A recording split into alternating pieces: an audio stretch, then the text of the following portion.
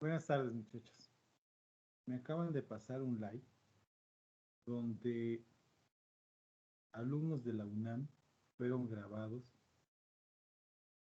El maestro está dando clase y los alumnos en otro tema. Espero que no sea mi caso. Bien. Y son de la UNAM. Bueno. ¿Sí me escuchan todos? Bueno, vamos a iniciar con Sí, Jorge. el tema. Voy a compartir con ustedes mi pantalla. Vamos a continuar con el factor de salario real. Bien.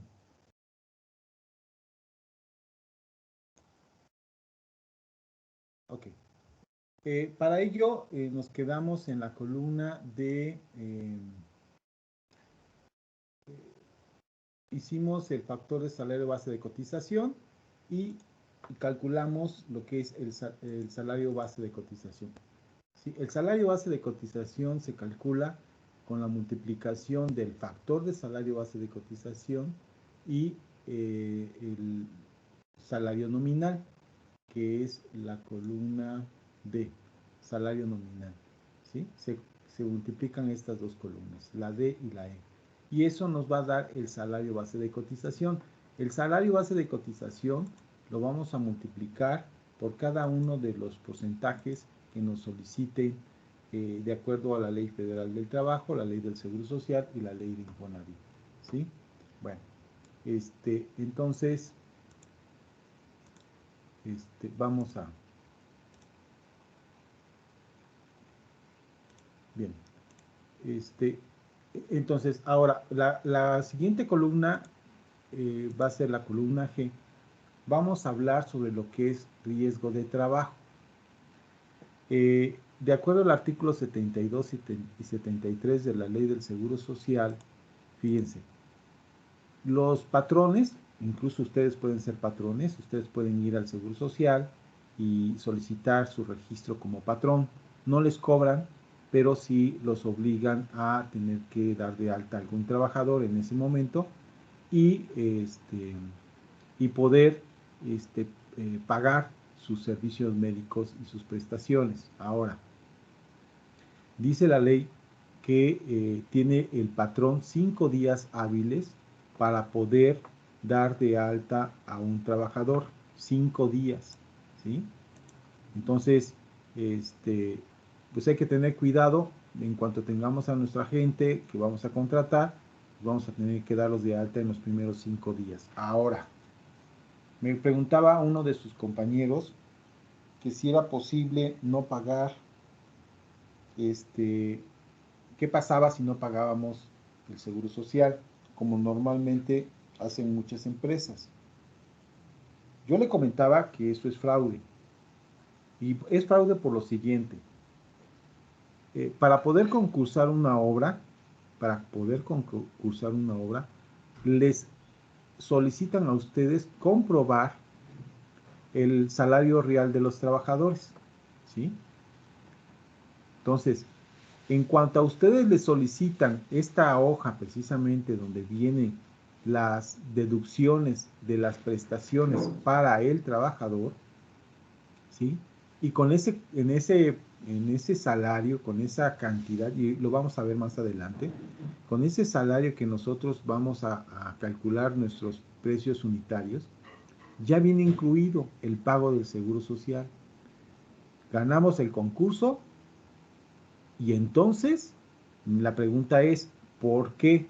Si ya ganaste el concurso, ya agregaste al salario del trabajador, fíjate, al salario comercial, ya le agregaste el salario, el factor de salario real, en donde viene la suma de todas las prestaciones, ¿por qué no lo das de alta? ¿Sí?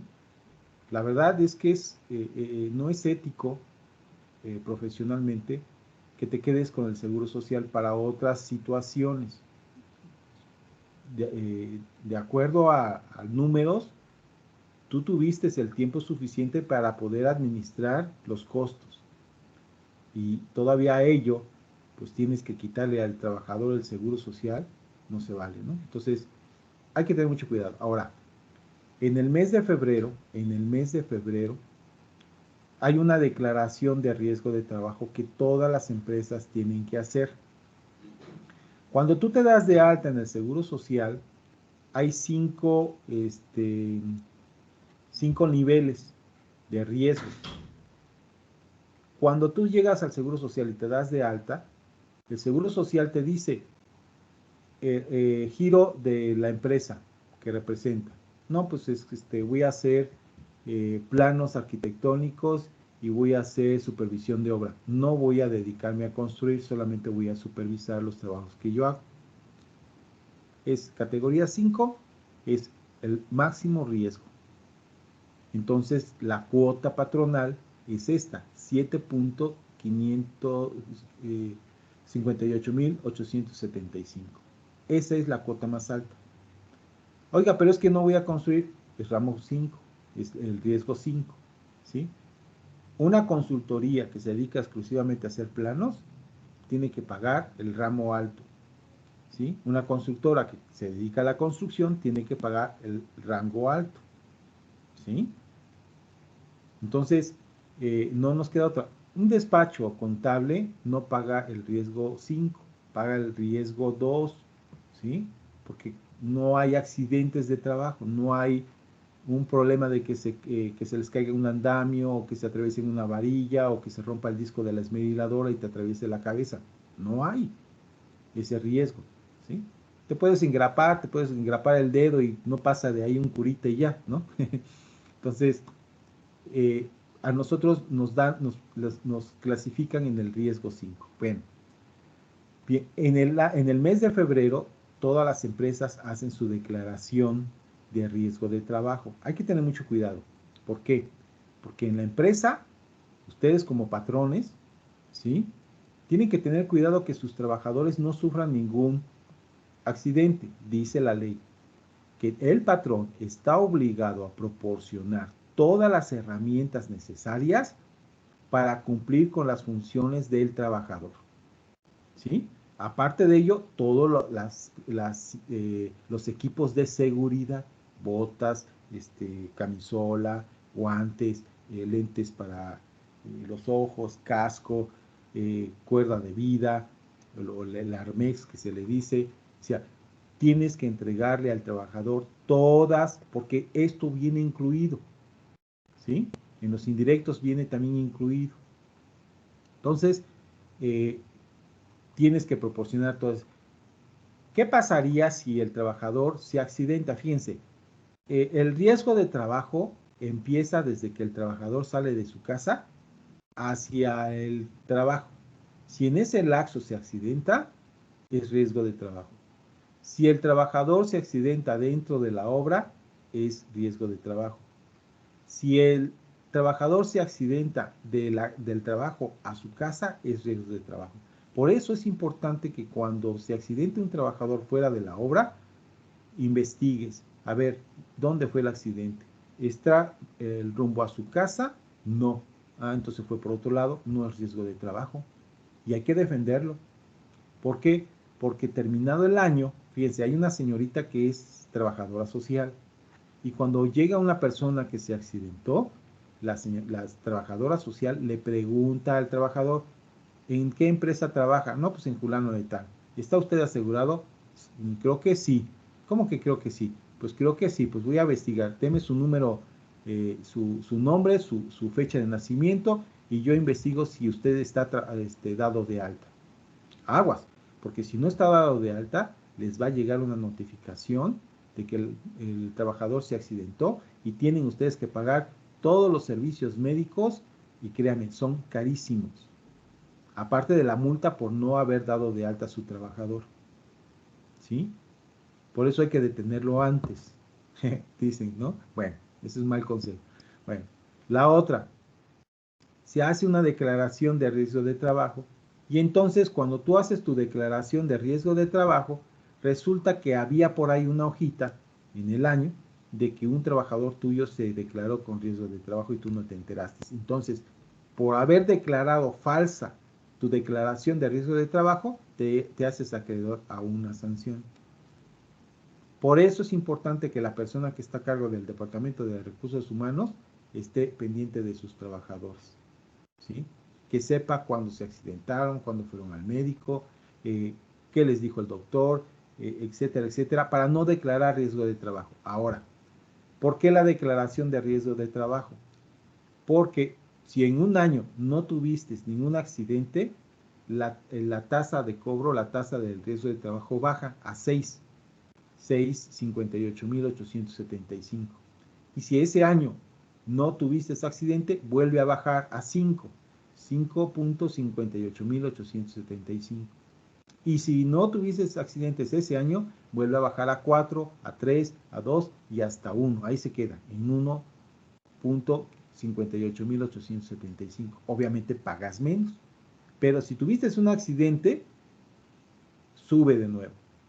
Y tienes otra vez que volver a bajar tu riesgo de trabajo. ¿Sí? Bueno. Dice la ley del Seguro Social que tienes que pagar entonces el riesgo de trabajo. Entonces, multiplicas el salario base de cotización por el porcentaje que te tocó ese año. ¿Sí? Cuando entregas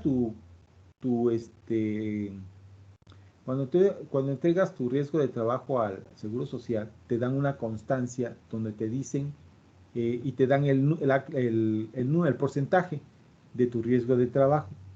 Cuando hay la licitación, tienes que entregar esa hoja para poder comprobar que tu factor de salario real viene con el porcentaje con el que estás pagando. ¿Sí? Entonces hay que tener mucho cuidado también con esa hoja porque esa hoja es única, no te la reemplazan, no te pueden sacar una copia. Si la perdiste, es ni modo, hasta el próximo año.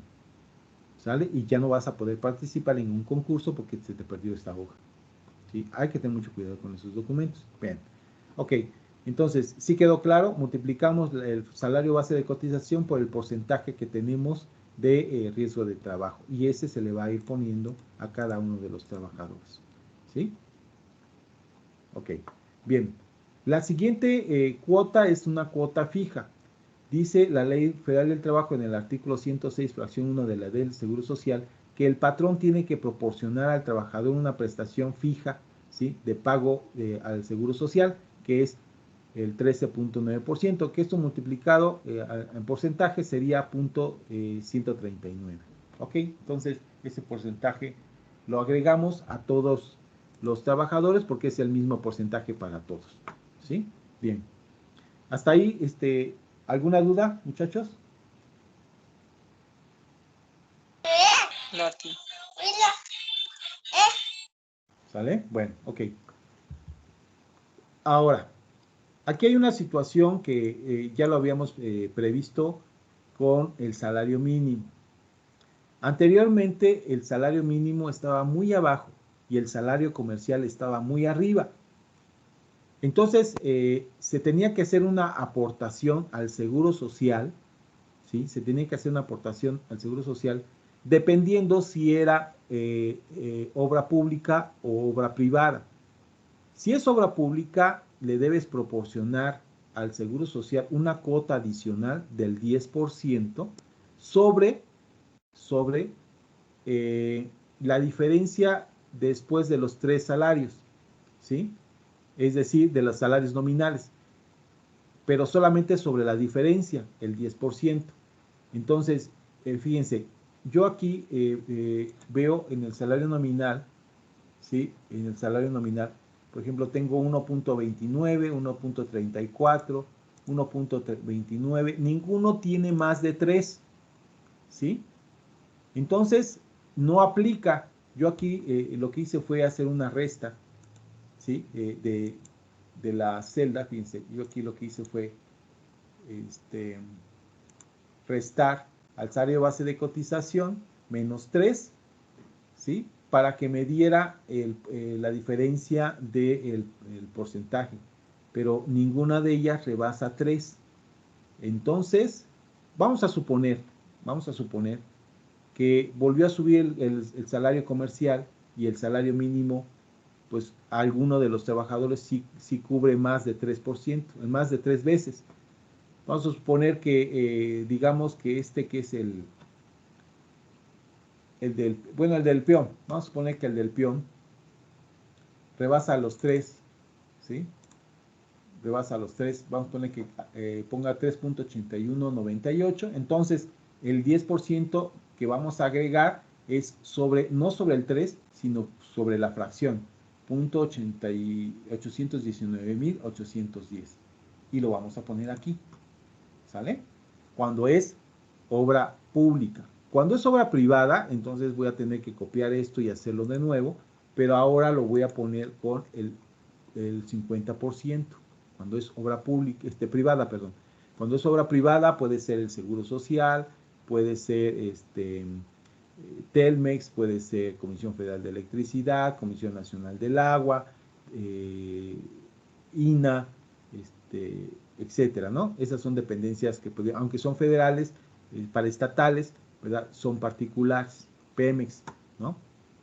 Cuando es obra pública hablamos del ramo 33, del FINS, de Coplademum, etcétera, etcétera, que son obras para el servicio público, ¿sale? Bien. Sí quedó claro entonces que aquí solamente cuando rebasemos 3 veces el salario nominal, entonces la fracción es la que se aplica al 10% y es la que se podría descontar. También se debería sumar a la prestación del salario real, ¿sí? ¿Sí quedó claro, muchachos? Sí, aquí. Ok, esa es la columna Sí, profe. I y la columna J. Ok, continuamos. El artículo 107 de la Ley del Seguro Social y la 97 de la Ley Federal del Trabajo me dice que debemos retenerle al trabajador un 0.7% por prestaciones en dinero. Es como una especie de caja de ahorro. El trabajador en su momento va a requerir de algún préstamo y el préstamo se los da el Seguro Social. Para poder tener ese dinero a disposición de los trabajadores, ¿sí? Se pide que se recabe de su salario un 0.7%, ¿sí? Bien, obviamente que el Seguro Social aporta una cantidad mayor, ¿verdad? Pero obviamente cobra el interés y le da al trabajador esa prestación. Y se le va descontando, aparte de ese 0.7%, el Seguro Social te dice, retenga del trabajador esa prestación, un porcentaje de esa prestación y me la tiene que pagar usted. O sea, la retiene el patrón y se la pasa al pago del Seguro Social, ¿sí? Eso también tiene que hacer el Departamento de Recursos Humanos. Bien, entonces es la columna F, que es la de salario base de cotización, por el porcentaje de cada uno de ellos, ¿no? Entonces aquí está cómo vamos haciéndole. Es el porcentaje por el salario base de cotización. El siguiente igual va a ser, el siguiente también va a ser, y así sucesivamente. Pero es el porcentaje que se multiplica por el de para que nos dé este resultado. ¿Sale? Bien. Una vez que ya tenemos esa columna, que es la columna K, vamos ahora a lo que son gastos médicos de pensionados.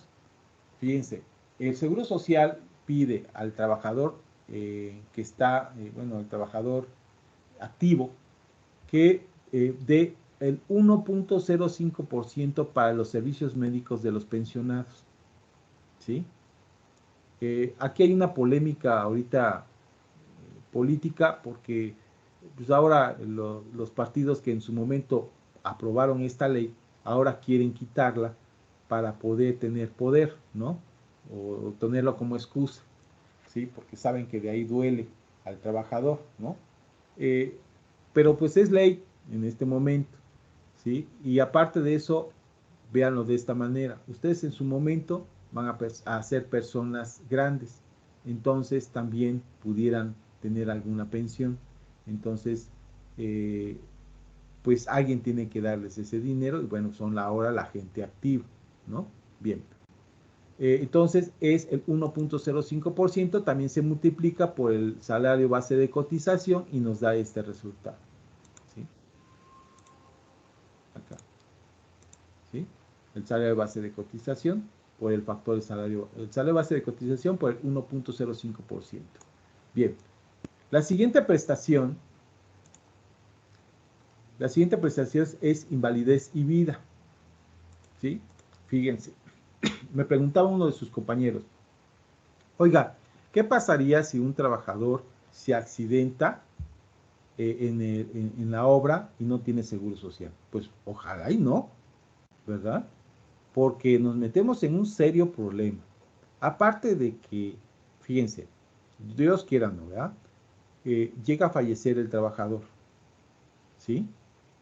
Y no está dado de alta en el Seguro Social, me meto en una situación legal, judicial.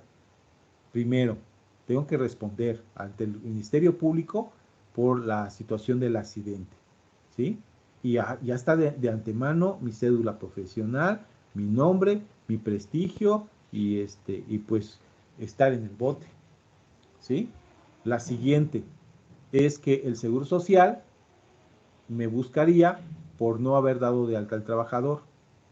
Luego, ¿qué le dirías a la viuda? ¿Cómo responderías a la viuda precisamente por ese accidente de trabajo? ¿Sí? Permítame.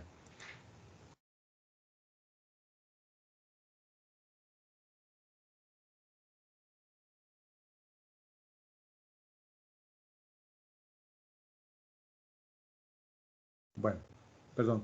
Entonces, ¿qué responderías? ¿Sí? ¿Cuánto dinero le podrías dar a la esposa por el accidentado?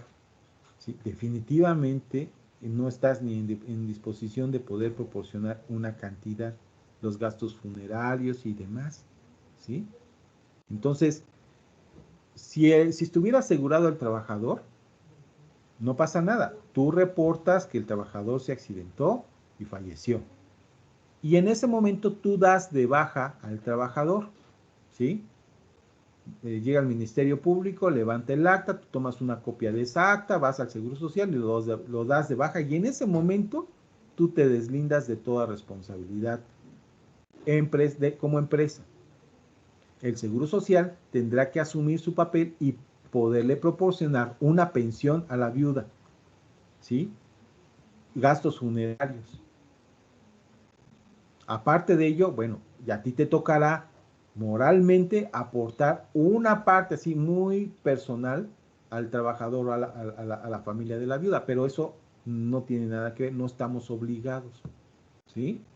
Entonces, preferible pagar el seguro social, que aparte de ello no lo estoy pagando yo, ya lo cobré y es para poderle dar al trabajador sus prestaciones, ¿sí? Si se accidenta y se pierde una pierna, una mano, el Seguro Social te puede proporcionar un dinero por haber perdido tu mano. Te da más si pierdes una pierna, ¿verdad? O un ojo, ¿sí? Pero no quisiéramos estar en esa situación, ¿sí? Bien, por ejemplo, una mujer que está embarazada, una trabajadora embarazada, el Seguro Social le paga a la trabajadora 40 días de salario antes y 40 días después de dar a luz, siempre y cuando se embarace en todo el año, o sea que, perdón, que en todos los 9 meses, no que se den de alta en el Seguro Social 15 días antes de dar a luz, no les da nada el Seguro Social, solamente les da el servicio médico, pero no les da nada de salario, ¿sí? Bien, tiene que cotizar semanas para poder ser acreedor al salario eh, que está registrado. Bien, entonces, eso es lo que son gastos en dinero, ¿sí? Entonces es el 1.05%, también se multiplica por el salario base de cotización, ¿verdad?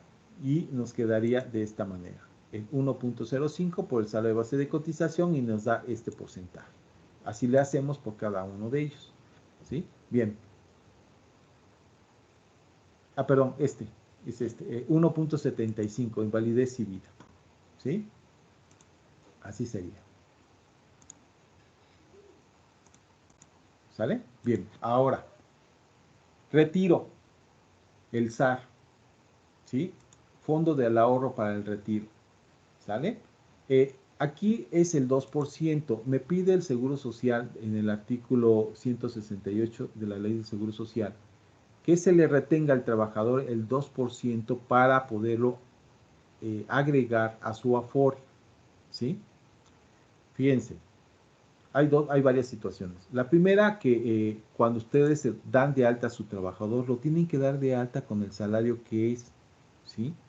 No le den de alta con el salario mínimo, porque de antemano obviamente pagas menos, pero no tanto eso, sino que al trabajador a largo plazo, digamos, cuando se vaya a retirar a sus 65 o 70 años, ¿sí? Le va a tocar menos en su ahorro, ¿sí? Porque le registran ustedes, cuando estén trabajando en una empresa, hay que solicitar que les den de alta en el Seguro Social y que los den de alta con el pago alto, con el salario que es, para que una cantidad importante se vaya a su ahorro, ¿sí? Porque si a ustedes los dan de alta con el salario mínimo, entonces, pues realmente en el Afore no va a haber mucho. Aparte, hay otra situación que se hace, una declaración que hacen ustedes personalmente ante la Secretaría de Finanzas del Estado. El gobernador de Puebla, aquí en Puebla, ¿sí? No, en otros estados también se hace, pero la verdad no estoy enterado. El gobernador en Puebla, esto lo hizo desde Manuel Butler, Moreno Valle, de que si tú aportas $1 a tu retiro voluntario, el gobierno del estado te aporta $2. Entonces, hay una declaración que se hace a principios de enero, en la que tú puedes hacer un aporte voluntario a tu Afore, ¿verdad? Y el gobierno del estado te aporta un porcentaje, el doble, ¿no? Y creo que no puede ser más allá de $100, ¿no? Pero mensuales. Entonces, si tú aportas $100 mensuales, el gobierno del estado te da 200, ¿sí? Pues ya son 300. Aparte de lo que es el 2% por tu salario del Seguro Social, ¿sí? Bueno, igual, multiplicamos el 2% por el salario base de cotización, ¿sí? Y seguimos sumando. Bien. ¿Dudas, muchachos? Bien. Se sentía en edad avanzada y vejez, ¿sí? Me dice el artículo 168, fracción 2 de la Ley del Seguro Social, ¿sí? Que a las personas mayores hay que darles un incentivo. Entonces, esto es el aguinaldo y todas esas cosas que requieren las personas mayores, bueno, también se les da de aquí, que es el 3.15%, ¿sí? El día de mañana ustedes se van a retirar y les van a poder dar estas prestaciones. Guardería, y sería 3.15 igual multiplicado por el salario base de cotización, ¿sí? Ok, el salario base de cotización. Bien. La siguiente prestación es guardería y prestaciones sociales. Hasta hace poco, estamos hablando de que a partir de este presidente de la República, ya los hombres pueden registrar a sus hijos en guarderías. Anteriormente no lo podíamos hacer. Antes solamente la madre trabajadora podía dar de alta a su hijo para que lo pudiera uno meter a su guardería, ¿verdad? A la guardería, y el Seguro Social pues les da educación, les da alimento, los cuida, mientras la madre trabajadora estaba pues, trabajando, ¿no?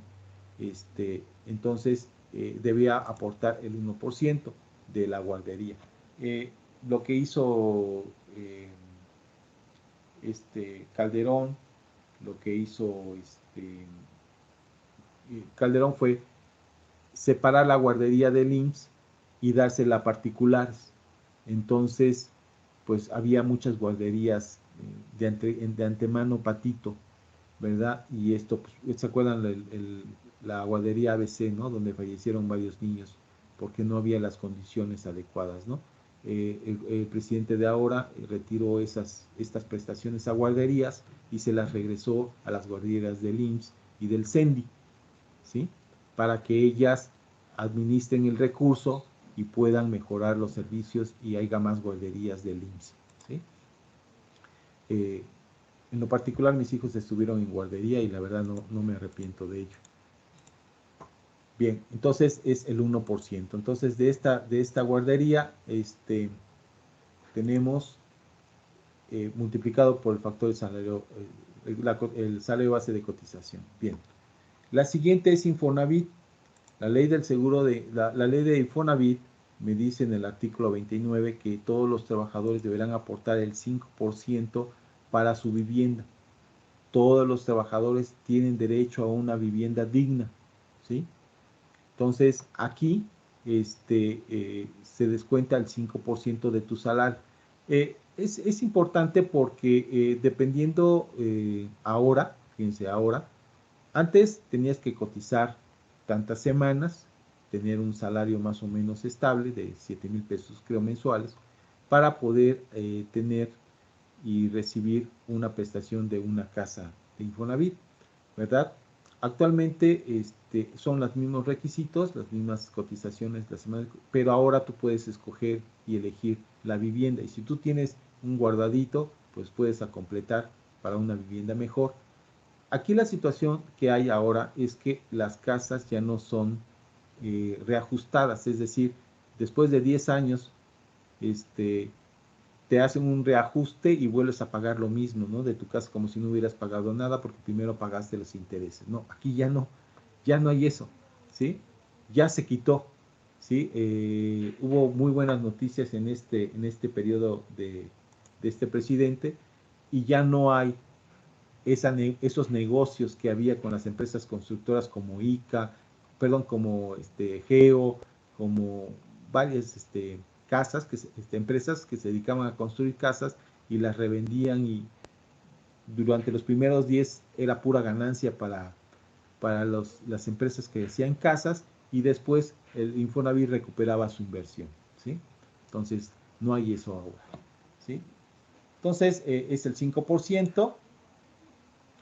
Y bueno, y también se multiplica por el salario base de cotización.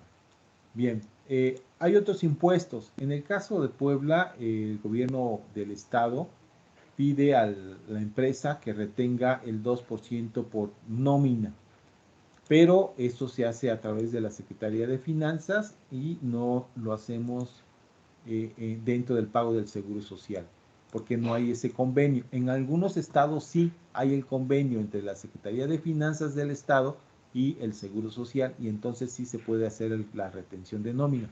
En Puebla es el lugar donde tenemos el porcentaje más alto, que es el 2%. En otros estados es el 1%. ¿Sí? Bien. Una vez que ya tenemos todas estas prestaciones, ¿verdad? Lo que vamos a hacer es hacer una suma de prestaciones, es decir, vamos a sumar Infonavit, guardería y pensiones y prestaciones sociales, vamos a sumar cesantía, edad avanzada y vejez, vamos a sumar retiro del SAR, vamos a sumar invalidez y vida, gastos médicos de pensionados, prestaciones en dinero. En el caso de que tuviéramos 3 salarios de cotización, la diferencia, el 10% que sería la aplicación al excedente del IMSS, pero como no tenemos, pues no lo vamos a sumar. La cuota fija del patrón, ¿sí? La cuota fija del patrón y lo que es el riesgo de trabajo, ¿sí? Esas son las prestaciones que vamos a sumar, ¿sí? Bueno, ok. Una vez que ya sumamos estas prestaciones, ¿sí? Vamos a hacer lo siguiente, vamos a calcular la obligación obrero-patronal. La obligación obrero-patronal se hace a partir de la columna S, que es la suma de prestaciones, entre el salario base de cotización, que es la columna F, ¿sí? Vamos a dividir la suma de prestaciones entre, ¿sí? Entre el salario base de cotización. Bueno, voy a borrar aquí para que se vea la fórmula. Ok, ahora lo voy a volver a... Ok, entonces, la suma de prestaciones se divide entre el salario base de cotización, perdón, el salario base de cotización, que es la columna F.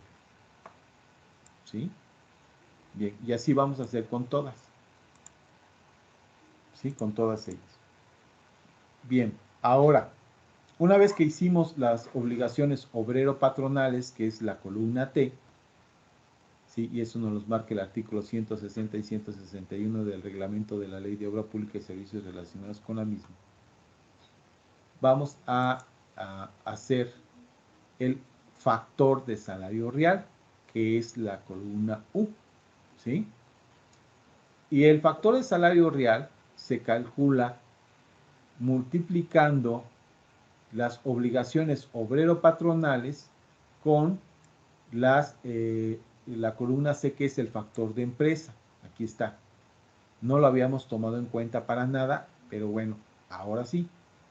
¿Sí? Factor de empresa se multiplica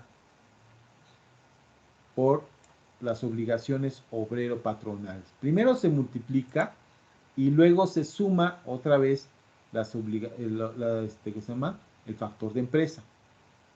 ¿Sí? Primero se multiplica por las obligaciones obrero-patronales y luego se suma nuevamente. ¿Sale?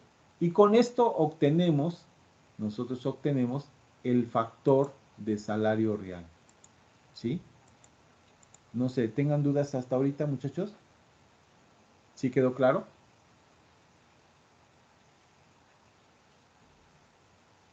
Muchachos, ¿sí me escuchan? Sí, Arqui. Sí, profe.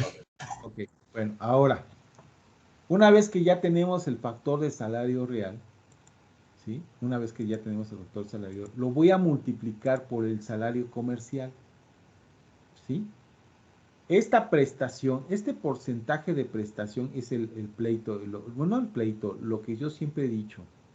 Si ya ganaste, ya le cobraste a la secretaría, al ayuntamiento, ya ganaste el concurso y declaraste tu salario real, porque lo tienes que presentar, lo presentaste, ¿verdad? Y dijiste que este dinero le vas a retener al trabajador y se lo vas a pagar al Seguro Social, ¿por qué te lo quedas? Eso es robo, ¿sí? No lo deben hacer.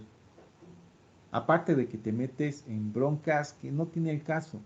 Si apenas estás empezando a hacer tu empresa constructora, resulta ahora que que te metes en problemas de estos, pues no, nunca vas a salir adelante, ¿no? Entonces se multiplica el factor de salario real por el salario comercial. Vean, este por el que tenemos aquí, el que hicimos en nuestra investigación, 160. ¿Sí? Entonces,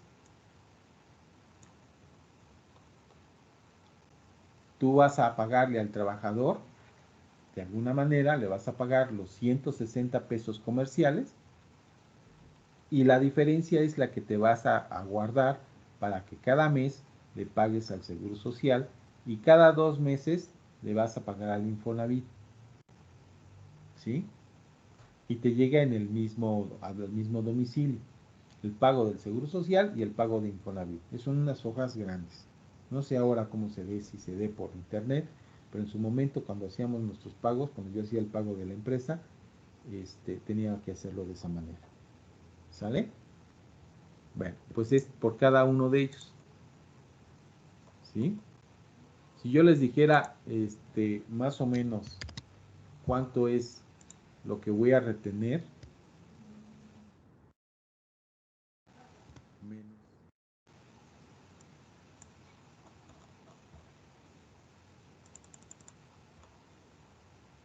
menos este.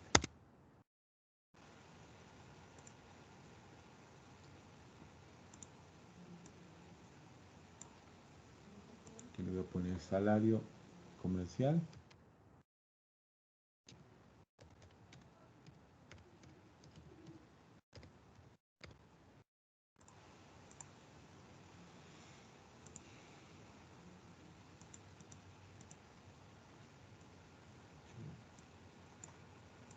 Que va a ser igual a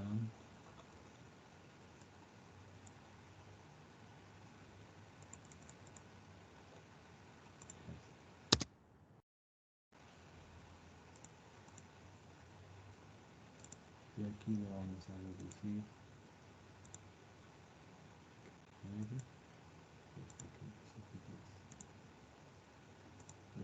Ok, fíjense, el salario comercial es este, ¿sí? El que nosotros registramos. Y este, aquí lo voy a hacer, este, menos este. Atención.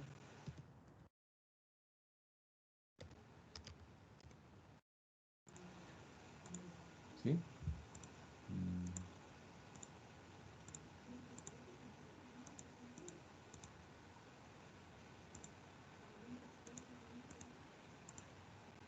Ok, esta retención va a ser esta. Entonces, esto es lo que le voy a retener yo. Yo le voy a pagar el salario comercial, pero yo al Seguro Social le tengo que registrar 282 pesos y 122 pesos son para las prestaciones, fondos de ahorro, Infonavit, guarderías y todo lo demás. Y yo le pago esto al trabajador. ¿Sí me explicó? Sí. ¿Sí? Bueno, sale muchachos. Entonces, nos vemos el día martes. ¿Sale? Voy a subir esta información para que empiecen a hacer ya su trabajo. Acuérdense que tienen que hacer su material, su lista de materiales, sus precios comerciales, y aquí van a agregar el factor de salario real, ¿verdad? Y luego ya después vamos a empezar a hacer nosotros las cuadrillas, ¿sale? Y ya con estas cuadrillas, los grupos de trabajo, vamos a empezar a hacer concretos, morteros y los básicos, ¿sale? Bueno, ok muchachos, entonces no he subido la información, pero yo espero subirla el día de mañana, más tardar, para que ustedes puedan empezar a descargar su información, ¿sale? Bueno, ¿También va a subir el examen? ¿cuál examen? Nos dijo que nos iba a subir un ejercicio de Ah, no, sí, sí, claro, el ejercicio de generadores. Sí, Ujú. también lo termino para podérselos entregar. Voy a dar tiempo para que lo puedan entregar, pero no es el trabajo final, ¿eh? ¿Sale? Este trabajo, ¿sale? Bien. Sí. Profe, ¿Quién habla? Juan. Juan, dime. Más tengo una duda. ¿Cómo es que pone sus etiquetas? Es que ya estoy intentando, pero no puedo. ¿Cuál es Donde las que pone donde marca de qué artículo o qué ley viene. ¿Cómo pongo las etiquetas? Ajá. Pongo clic, contrario, y le pongo aquí nuevo comentario. No es cierto. Le pongo clic, le pongo nota, nueva nota, y ahí aparece. Entonces ya aquí le pongo artículo y ya le pongo tal, y ya. Entonces cuando paso el cursor por esta celda, se activa. ¿Sale? Ok, gracias. ¿Eh? Sale muchachos. Nos vemos entonces. Cuídense, por favor. ¿Sí? Igualmente. Bueno, bye. Martes. Sí, hasta luego.